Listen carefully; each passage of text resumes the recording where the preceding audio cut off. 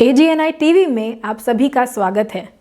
आज हम पुराने नियम के महत्व पर एक अध्ययन की श्रृंखला को आरंभ करने जा रहे हैं, जिसकी शुरुआत हम एक कहानी से करेंगे। धर्मशास्त्रियों के एक समूह चर्चा कर रहे थे कि यदि कोई यह समझाए कि परमेश्वर इतिहास में सक्रिय है, तो वह एक बात क्या है जो वह स्पष्ट रूप से समझाता है। उन सभी ने कई चीज़ों को प्रस्तावित किया, जैसे कि कलवरी में मृत्यु, मिस्र के बंधन से इज़राइल का उद्धार, लेकिन वे एक आम सहमति तक नहीं पहुंच पाए। कुछ समय बाद धर्मशास्त्री C.S. लुईस कमरे में आए और उन्होंने उनसे भी वही प्रश्न पूछा। उन्होंने प्रोफेसर लुईस से पूछा, क्या आप इतिहास में एक बात का नाम ले सकते हैं जो यह साबित करता है कि परमेश्वर इतिहास में सक्रिय है? और लुईस ने बिना पलक झपकाए जवाब दिया, इज़राइल। और क्या? और वे वहाँ से चले गए। लुईस के कमरे से चले जाने के बाद धर्मशास्त्री उस उत्तर के बारे में चर्चा करते रहे और जो प्रोफेसर लुईस ने दिया था, और जितना अधिक उन्होंने उस विषय में चर्चा की कि उतना ही वे सहमत होते गए कि इज़राइल इतिहास में परमेश्वर की कार्यवाही का सबसे उत्तम प्रमाण है। इस कहानी का सारांश यह है कि परमेश्वर की सक्रियता का सबसे अच्छा उदाहरण इज़राइल का देश है, लेकिन इज़राइल के उद्भव, बढ़ोतरी, विकास, उतार चढ़ाव का जो महत्वपूर्ण विवरण है वह हम पुराने नियम से ही पाते हैं। लेकिन वर्तमान में कई लोग हैं जो कहते हैं कि हमें पुराने नियम की आवश्यकता नहीं है, वह पुराना है और इज़राइल के लिए था, और चर्च को या नए नियम के विश्वासियों को इसकी आवश्यकता नहीं है। बाइबल के विद्वान डेविड मरे के अनुसार पुराने नियम को अस्वीकार करने के कम से कम 6 कारण हैं। पहला, उदारवाद शिक्षक। उदारवाद शिक्षकों द्वारा पुराने नियम पर किए गए निरंतर हमले ने बाइबल के इस हिस्से में कई मसीहियों के विश्वास को हिलाकर रख दिया है। उदारवाद क्या है? उदारवाद शिक्षक वे शिक्षक हैं जो यह नहीं मानते कि बाइबल परमेश्वर का वचन है, और क्योंकि वे नहीं मानते कि बाइबल परमेश्वर का वचन है, वे बाइबल में पाई गई हर चीज़ पर सवाल उठाते हैं। वे पुराने नियम की किताबों पर सवाल उठाते हैं, वे इसके प्रामाणिकता पर सवाल उठाते हैं, इसके लेखन पर सवाल उठाते हैं, इसके लेखन के तारीख पर सवाल उठाते हैं। यहाँ तक कि कई उदार विद्वान पुस्तकों के शब्दों की प्रामाणिकता पर भी सवाल उठाते हैं। और जब मसीही ऐसे शिक्षकों के विचारों को सुनता है या पढ़ता है तो वे अनेक सवालों से घिर जाता है, वह उसका विश्वास हिलाकर रख देता है। एक उदाहरण अगर हम ले सकते हैं तो हम ये देखते हैं कि मसीहत पर सबसे भयंकर सवाल उठाने वाला व्यक्ति इंग्लैंड के जीव वैज्ञानिक रिचर्ड डॉकिंस हैं, जो स्वयं एक मिशनरी के बेटे हैं। दूसरा, अज्ञानता। ऐतिहासिक संदर्भ और उसके भूगोल के ज्ञान के बिना पुराने नियम के बड़े हिस्सों को समझना असंभव है, और यह अधिकांश लोग शिक्षकों द्वारा पढ़ाए जाने बिना नहीं समझ सकते। पुराने नियम के सांस्कृतिक संदर्भ को समझना भी मुश्किल है, और इसलिए पुराने नियम के कई हिस्सों को समझना बहुत मुश्किल पड़ता है। तीसरा, अप्रासंगिकता। कुछ लोग पुराने नियम के ऐतिहासिक और भूगोलिक विवरणों को देखते हैं और आश्चर्य करते हैं कि हजारों साल पहले की घटनाओं और स्थानों की प्रासंगिकता में मेरे लिए क्या रखा है। और वैसे भी नया नियम सिखाता है कि कई पुराने नियम, कानून, धार्मिक प्रथाएं बंद हो गई हैं, तो उनका अध्ययन क्यों करें? इसलिए पुराना नियम छोड़ दो, नहीं पढ़ना उसे। चौथा, युगों की शिक्षा। आज कई कलीसिया में एक शिक्षा प्रचलित है जिसे हम कहते हैं 7 युगों की शिक्षा। इसका अर्थ यह है कि संसार में 7 युग पाए जाते हैं। ये युग हैं: पहला, पापहीनता का युग, जो अदन के बगीचे का युग है। दूसरा, विवेक का युग, यह पतन से बाढ़ तक का समय है। इसे विवेक का युग इसलिए कहा जाता है क्योंकि इस काल में कोई मनुष्य अगुवों के बारे में हम नहीं पढ़ते और हर व्यक्ति अपने विवेक के आधार पर जिंदगी बिताता है। तीसरा, मानव सरकार का युग, यह बाढ़ के बाद से बेबल के टावर तक का समय है। इस दौरान मनुष्य अपने और समाज के सभी निर्णयों के लिए जिम्मेदार है। चौथा, वायदे का युग, यह इब्राहिम से मूसा के समय तक का युग है। पांचवा, व्यवस्था का युग, यह मूसा से लेकर यीशु मसीह के सूली पर चढ़ाए जाने तक का समय है। इस दौरान मूसा का व्यवस्था सब कुछ नियंत्रित कर रहा था। छठा, अनुग्रह का युग, क्रूस से चर्च के उठाए जाने तक का समय का युग। इसे कलीसिया का युग भी कहते हैं। इसके बाद 7 साल का ब्रेक है जहां विरोधी मसीह पृथ्वी पर राज करेंगे। 7वां युग है 1000 साल का शासन का युग, पृथ्वी पर मसीह का 1000 साल का शासन। इस शिक्षा का परिणाम यह हुआ कि आज हमें केवल वर्तमान अनुग्रह का युग, 7 साल का महाक्लेश, 1000 साल का महिमा का युग के बारे में सोचना चाहिए। बाकी युग तो बीत चुके हैं और इसलिए पुराना नियम हमारे लिए बीता हुआ कल है और उसकी प्रासंगिकता आज बहुत ही कम है। 5वीं बात, बुरे उदाहरण। इतिहास, संस्कृति और पुराने नियम की प्रथाओं की समझ की कमी के कारण हमारे आसपास कई गलत और बुरे प्रचार हैं। वे ना तो सही चीज़ों को सिखाते हैं बल्कि लोगों को उन चीज़ों पर विश्वास करने के लिए प्रेरित भी करते हैं जो पूरी तरह से झूठे हैं। छठा, गहन अध्ययन करने के लिए आलस्य। पुराने नियम की कई किताबें एक सरसरी पढ़ने से समझ नहीं आती। उदाहरण के लिए लेवी व्यवस्था की पुस्तक, श्रेष्ठ गीत की पुस्तक, सबोपदेश की पुस्तक इत्यादि। इन पुस्तकों को समझने के लिए अन्य पुस्तकों, टिप्पणियों और कई अन्य साधनों का उपयोग करके गहन अध्ययन करने के लिए तैयार होना चाहिए, जो लोग नहीं कर पाते। मैंने आपके सामने 6 कारण रखे कि क्यों लोग पुराने नियम को छोड़ देते हैं या उसको नहीं पढ़ते या उसको आज के लिए लाभकारी नहीं मानते हैं। फिर सवाल यह है कि पुराना नियम क्यों महत्वपूर्ण है। मुझे लगता है कि ऐसे 3 महत्वपूर्ण कारण हैं जिन पर ध्यान दिया जा सकता है। पहला कारण, पुराना नियम बहुत स्पष्ट रूप से उस पृष्ठभूमि की व्याख्या करता है जिस पर नया नियम आधारित है।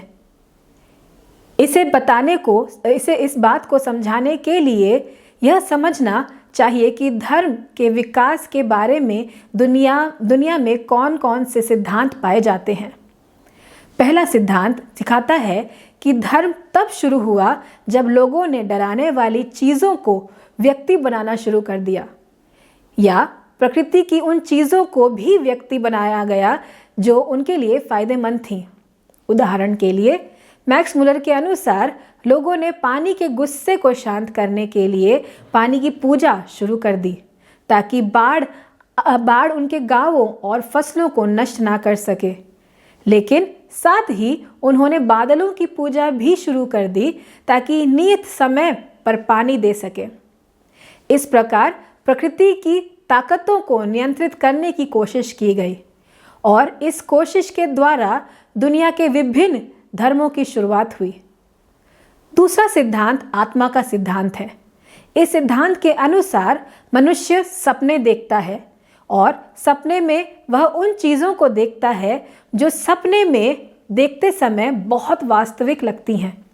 सपनों में कई बार वह पेड़ों को चलता हुआ देखता है, निर्जीव वस्तुओं को बोलता हुआ देखता है और बोलने वाले जानवरों को देखता है।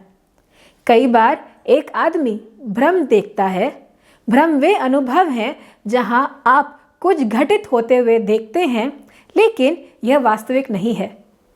यह केवल वास्तविक प्रतीत होता है। उदाहरण के लिए, रस्सी सांप की तरह लग सकती है और अचानक आपको वास्तविक भय भी हो सकता है और आप कूद जाते हैं, लेकिन निकट निरीक्षण करने के बाद आपको पता चलता है कि वह सांप नहीं बल्कि रस्सी थी। एडवर्ड टेलर के अनुसार इन सपनों और भ्रमों ने शुरुआती मनुष्य को बताया कि आत्माएं हैं और ये आत्माएं जीवित और निर्जीव दोनों चीज़ों में पाई जाती हैं और इसलिए वह इन आत्माओं की पूजा करने लगे। इस प्रकार दुनिया में धर्म की शुरुआत हुई। धर्म के विकास का एक और सिद्धांत है। यह एक ऑस्ट्रियाई मनोवैज्ञानिक सिगमंड फ्रॉयड द्वारा सिखाया गया। उन्होंने सिखाया कि सभी धर्म मानव इच्छा से विकसित होते हैं। उदाहरण के लिए, एक लड़की जो अपने पिता से बहुत प्यार करती थी, पिता बहुत गरीब था और अपनी बेटी को सब खुशियाँ देना चाहता था, हर चीज़ देना चाहता था। उसने बहुत मेहनत की, फिर भी वह अपनी बेटी को दुनिया की सारी खुशियाँ ना दे पाया। एक दिन कठिन परिश्रम करते हुए वह मर गया और इसलिए लड़की की इच्छा थी कि उसके पास एक पिता हो जो शक्तिशाली और सर्वशक्तिमान हो और सर्वज्ञानी हो।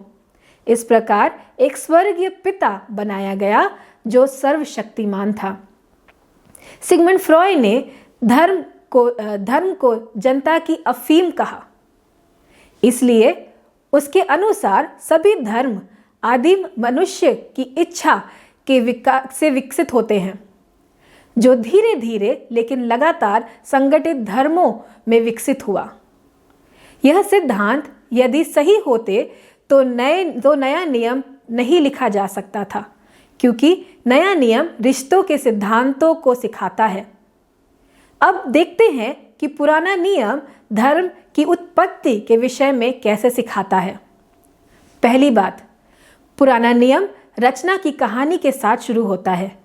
यह बहुत स्पष्ट रूप से सिखाता है कि परमेश्वर ने मनुष्य के साथ सारी सृष्टि का निर्माण किया। दूसरी बात, यह सिखाता है कि मनुष्य परमेश्वर की स्वरूप और समानता में बनाया गया। परमेश्वर के स्वरूप और समानता का अर्थ क्या है? इस सवाल के कई जवाब हैं। इसका अर्थ है बुनियादी 4 चीज़ें। मनुष्य एक आत्मिक प्राणी है। मनुष्य केवल अन्य जानवरों की तरह एक भौतिक प्राणी नहीं है, लेकिन मनुष्य का आत्मिक पहलू भी है। वह भौतिक से ऊपर उठने की क्षमता रखता है। वह आत्मिक का हिस्सा बनने का क्षमता रखता है। मनुष्य में परमेश्वर से संबंधित होने की क्षमता पाई जाती है। दूसरा, मनुष्य एक नैतिक प्राणी है। मनुष्य में नैतिक चुनाव करने की क्षमता है। वह सही और गलत के बीच अंतर कर सकता है और कई चुनावों को करने की क्षमता भी रखता है। तीसरा, मनुष्य एक ऐसा व्यक्ति है जो एक रिश्ते में होने की क्षमता रखता है। जैसे त्रिएक परमेश्वर है जो और पिता, पुत्र और पवित्र आत्मा आपस में आपसी रिश्ता रखते हैं, उसी प्रकार मनुष्य में आपसी संबंधों को विकसित करने की और रखने की क्षमता पाई जाती है। चौथा, मनुष्य बौद्धिक प्राणी है। इसका अर्थ है कि मनुष्य में ज्ञान को सीखने, समझने और खोजने की क्षमता है। इस प्रकार पुराना नियम सृष्टि के बीच मनुष्य की विशिष्टता सिखाता है। यह हमें यह समझने में मदद करता है कि परमेश्वर मनुष्य की चेतना में पाया जाता है, जिसका अर्थ है कि परमेश्वर का ज्ञान मनुष्य में है। अब पुराना नियम यह भी सिखाता है कि मनुष्य पाप में कैसे गिर गया। यह सिखाता है कि मनुष्य ने परमेश्वर के साथ आज्ञा उल्लंघन करके परमेश्वर के साथ रिश्ते को ठुकरा दिया। एदन के बगीचे की कहानी मना किए हुए फल को खाने की कहानी नहीं है, लेकिन वह परमेश्वर के साथ अपने रिश्ते को खोने वाले मनुष्य की कहानी है। क्योंकि मनुष्य ने परमेश्वर की आज्ञा उल्लंघन करने का चुनाव किया। उत्पत्ति की कहानी के अनुसार इस गिराव के 3 भयंकर परिणाम थे। पहला, हिंसा, जो हाबिल की हत्या की कहानी में समझाया गया है। दूसरा, नैतिक पतन, यह जल प्रलय की कहानी में समझाया गया है, जहां परमेश्वर ने नैतिक पतन के कारण मानव जाति को नष्ट करने का फैसला किया। तीसरा, स्व ईश्वरीकरण, यह बाबुल के मीनार की कहानी में बताया गया है। इस कहानी में बताया गया है कि कैसे मनुष्य परमेश्वर जैसे बनने की कोशिश करता है। अब परमेश्वर ने मानव जाति में हस्तक्षेप करने का निर्णय लिया, क्योंकि हिंसा, नैतिक पतन और स्व ईश्वरीकरण मानव जाति को मिटा देता। इसलिए परमेश्वर ने अब्राहम के रूप में एक व्यक्ति को चुना, जिसके माध्यम से वह मानव जाति के साथ संबंध के एक नए आयाम की शुरुआत करता है। यह बहुत अनूठा पहलू है, क्योंकि यह अन्य सभी धर्मों के विपरीत है। अन्य धर्म भय या आत्माएं या इच्छा से प्रारंभ होते हैं, लेकिन पुराना नियम परमेश्वर के साथ संबंध से प्रारंभ होता है और नए नियम को इस संबंध के आयाम के बिना नहीं समझा जा सकता। परमेश्वर ने अब्राहम के साथ एक व्यक्तिगत संबंध की शुरुआत की। पुराने नियम में व्यक्तिगत संबंध पाया जाता है, लेकिन नए नियम में यह अधिक ठोस हो जाता है। नए नियम में पुत्रत्व का रिश्ता पाया जाता है, जहां यीशु ने परमेश्वर को पिता कहा और विश्वासियों को यह अधिकार दिया कि वह परमेश्वर को अपना पिता कहें।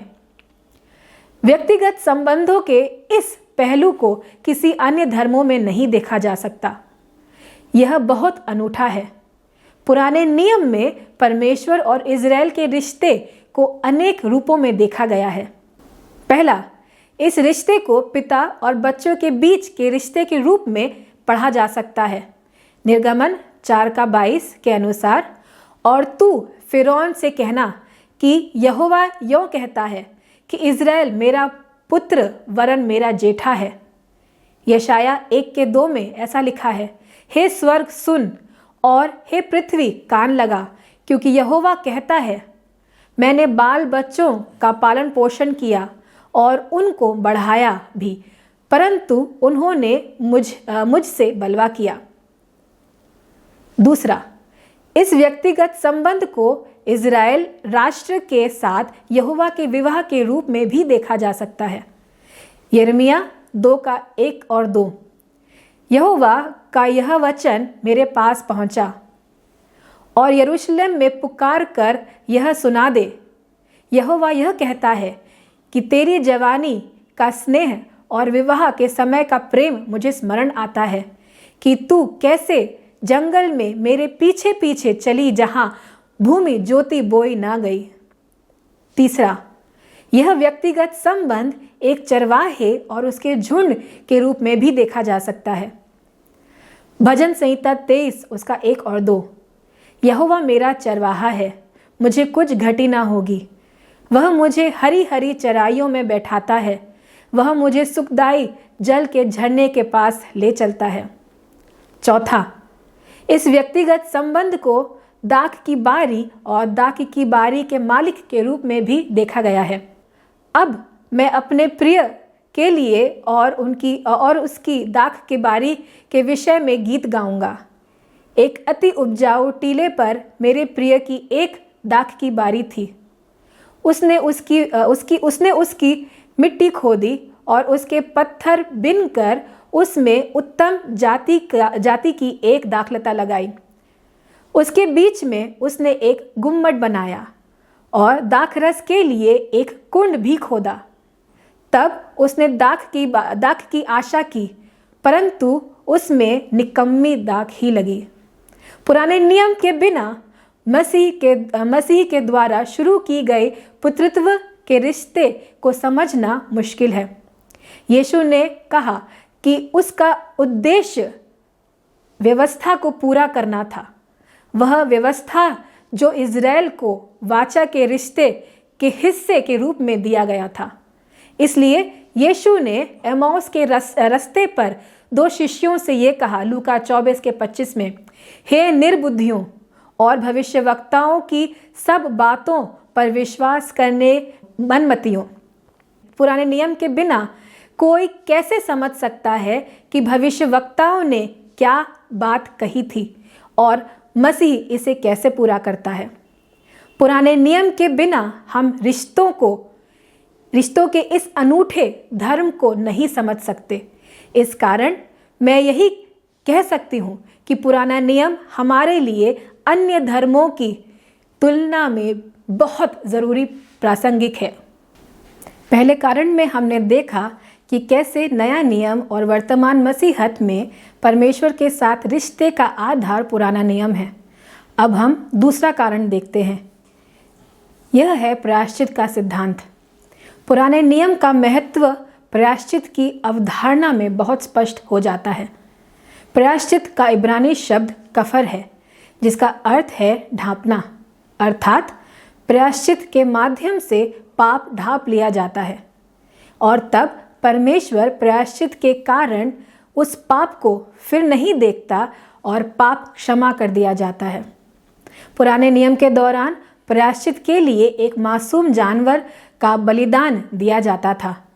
निर्दोष मेमने के बलिदान से प्रायश्चित करने वाला पापी क्षमा प्राप्त करता था।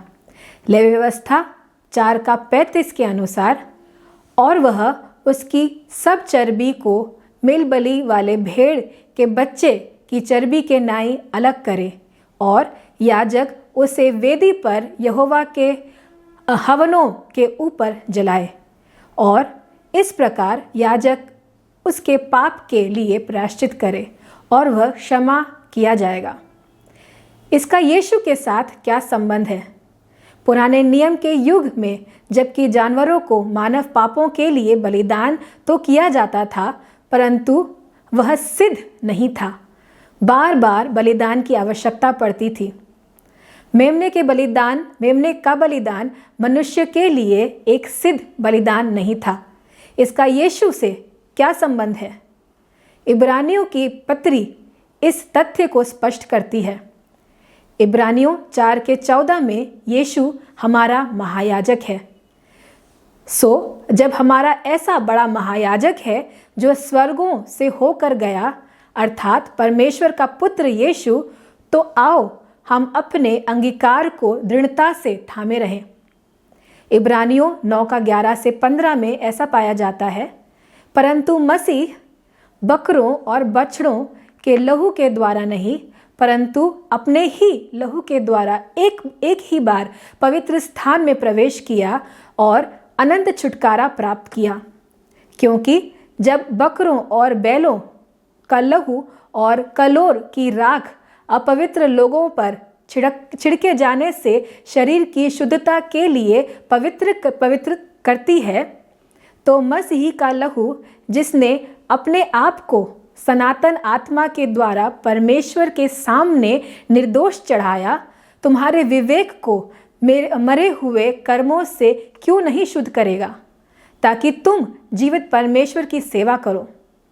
और इसी कारण वह नई वाचा के माध्यम से, ताकि उस मृत्यु के द्वारा जो पहली वाचा के समय के अपराधों से छुटकारा पाने के लिए हुई है, बुलाए हुए लोग प्रतिज्ञा के अनुसार अनंत मीरास को प्राप्त कर सकें।